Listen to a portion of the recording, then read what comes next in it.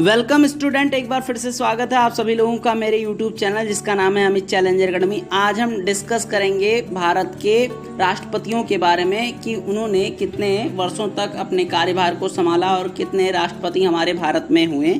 उससे पहले हम उनसे जुड़े कुछ इम्पॉर्टेंट फैक्ट के बारे में जानकारी प्राप्त कर लेते हैं। तो चलिए शुरू करते हैं। पहला जो पॉइंट है, भारत के राष्ट्रपति देश का राष्ट्राध्यक्ष और भारत का प्रथम नागरिक होता है। दूसरा पॉइंट है, राष्ट्रपति के पास भारतीय सशस्त्र सेना की सर्वोच्च कमान होती है। तीसरा पॉइंट है, भारत का राष्ट्रपति लोकसभा, राज्यसभा और विधानसभा के निर्वाचित सदस्यों द्वारा चुना जाता है।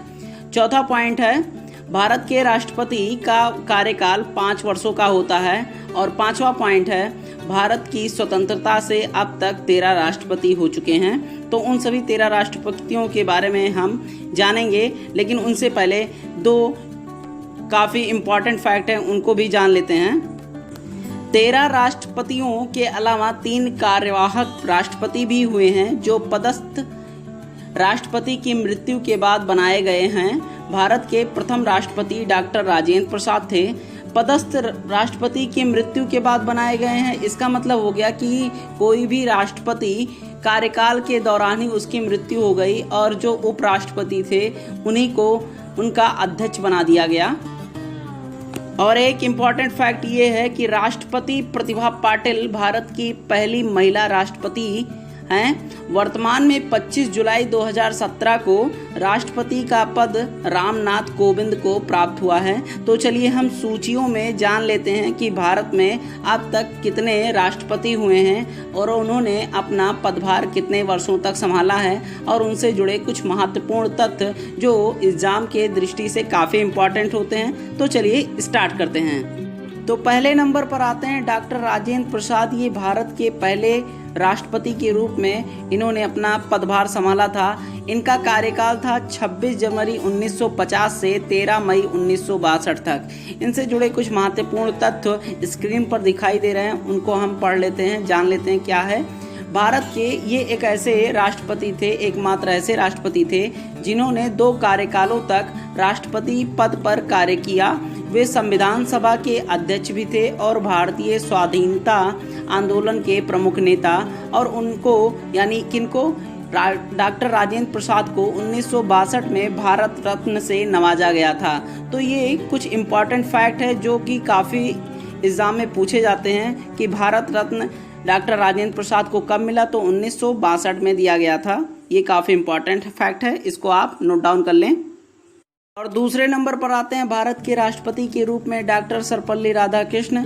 ये दूसरे राष्ट्रपति और स्वतंत्र भारत के प्रथम उपराष्ट्रपति भी थे। इनका कार्यकाल 13 मई 1962 से 13 मई 1967 तक था। डॉक्टर सर्वपल्ली राधाकृष्ण का जन्म 5 सितंबर 1888 को हुआ था और इसी दिन को शिक्षक दिवस के रूप में मनाया जाता है। उनको 1954 में भारत रत्न दिया गया था, यानी 1954 में डॉक्टर सर्वपल्ली राधाकृष्ण को भारत रत्न से नवाजा गया था। और तीसरे नंबर पर आते हैं डॉक्टर जाकिर हुसैन। भारत के पहले मुस्लिम राष्ट्रपति के रूप में इन्होंने अपना पदभार संभाला था। इनका कार्यकाल है 13 मई 1967 से 13 मई 1969 तक। डॉक्टर जाकिर हुसैन से जुड़े कुछ महत्वपूर्ण तथ्यों के बारे में हम पढ़ लेते हैं। डॉक्टर जाकिर हुसैन भारत के पहले मुस्लिम राष्ट्रपति बने और इनकी मृत्यु पद पर रहते हुए हुई थी। तत्कालिक उपराष्ट्रपति वीवी गिरी को कार्यवाहक राष्ट्रपति बनाया गया था। उसके बाद सुप्रीम कोर्ट के मुख्य न्यायाधीश मोहम्मद हिदायतुल्लाह 20 जुलाई 1969 से 24 अगस्त 1969 तक कार्यवाहक राष्ट्रपति बने रहे। यह भारत के सबसे प्रसिद्ध तबला वादक भी थे। तो कौन थे? हिदायतुल्लाह, ये प्रसिद्ध तबला वादक भी थे। ये भी कभी कभी पूछ लिया जाता है, तो इसे भी आप याद रखें। और चौथे नंबर पर आते हैं राष्ट्रपति के रूप में वीवी गिरी।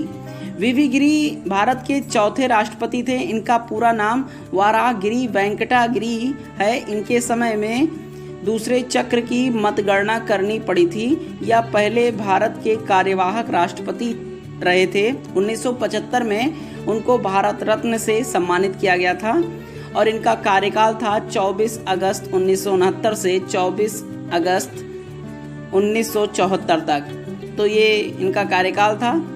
और 5वें नंबर पर आते हैं फरुखुद्दीन अली अहमद, भारत के 5वें राष्ट्रपति। इनका कार्यकाल था 24 अगस्त 1974 से 11 फरवरी 1977 तक। इनसे जुड़े कुछ महत्वपूर्ण फैक्ट को जान लेते हैं। फरुखुद्दीन अली अहमद भारत के 5वें राष्ट्रपति थे। दूसरे राष्ट्रपति जिनकी मृत्यु राष्ट्रपति के पद पर ही हो गई थी, बी.डी. जत्ती को कार्यवाहक राष्ट्रपति बनाया गया था।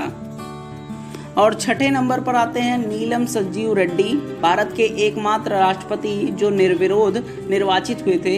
इनका कार्यकाल था 25 जुलाई 1977 से 25 जुलाई 1982 तक। भारत के 6ठे राष्ट्रपति बने और आंध्र प्रदेश के मुख्यमंत्री भी रह चुके थे।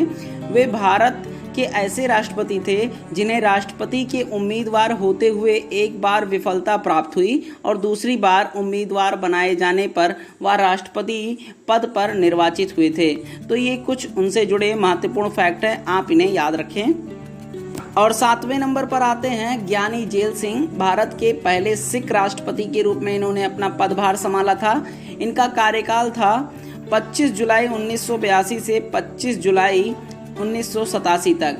राष्ट्रपति बनने से पहले वे पंजाब के मुख्यमंत्री थे और केंद्र में भी मंत्री रह चुके थे। भारतीय डाकघर से संबंधित विधेयक पर उन्होंने पॉकेट वीटो का भी प्रयोग किया था। उनके राष्ट्रपति कार्यकाल में बहुत सी घटनाएं घटी, जैसे operation blue star, Indira Gandhi की हत्या और 1984 में सिख विरोधी दंगा। तो ये काफ़ी इम्पोर्टेंट फैक्ट है, पूछा भी जाता है कि सिख विरोधी दंगा किसके कार्यकाल के रहते हुआ था। तो यहाँ पर लगाएंगे ज्ञानी जेल सिंह के राष्ट्रपति के दौरान हुआ था। ये भी काफ़ी इम्पोर्टेंट फैक्ट है। और 8वें नंबर पर आते हैं आर वेंकटरमण, भारत के 8वें राष्ट्रपति के रूप में इन्होंने अपना पदभार संभाला था। इनका कार्यकाल है 25 जुलाई 1987 से 25 जुलाई 1992 तक।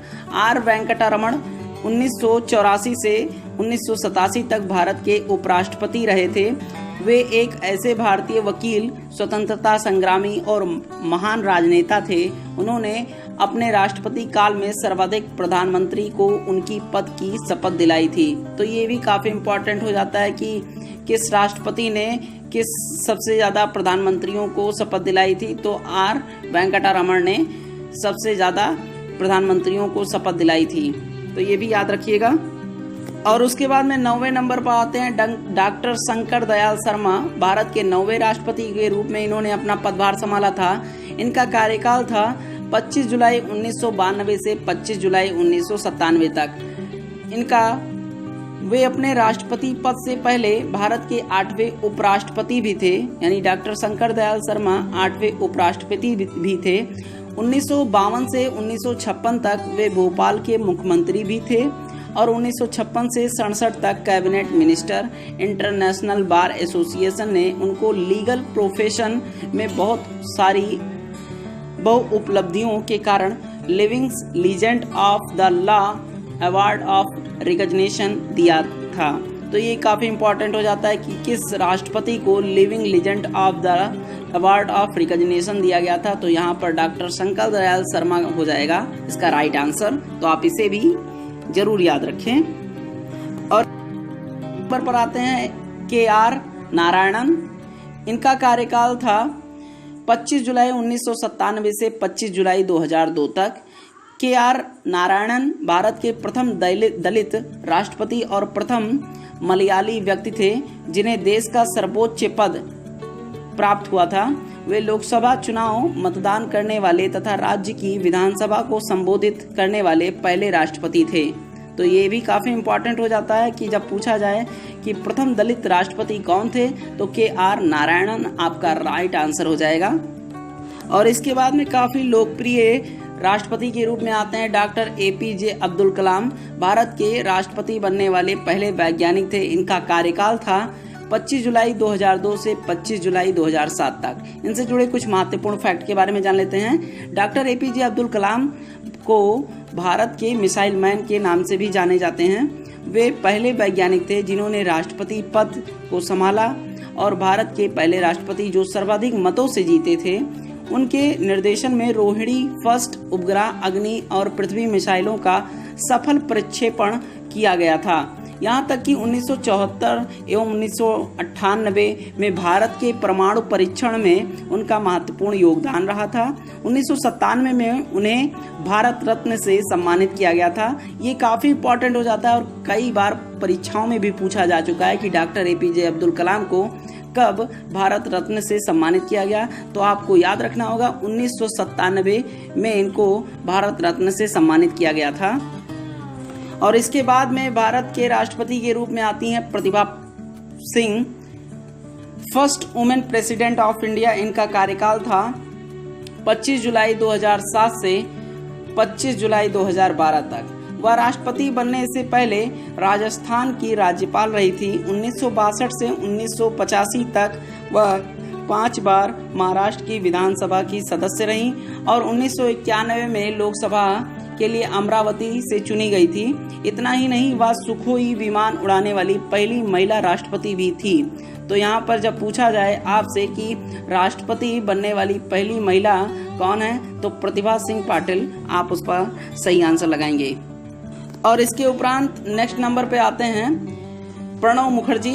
इनका कार्यकाल था 25 जुलाई 2012 से 25 जुलाई 2017 तक। इनसे जुड़े कुछ महत्वपूर्ण फैक्ट जान लेते हैं।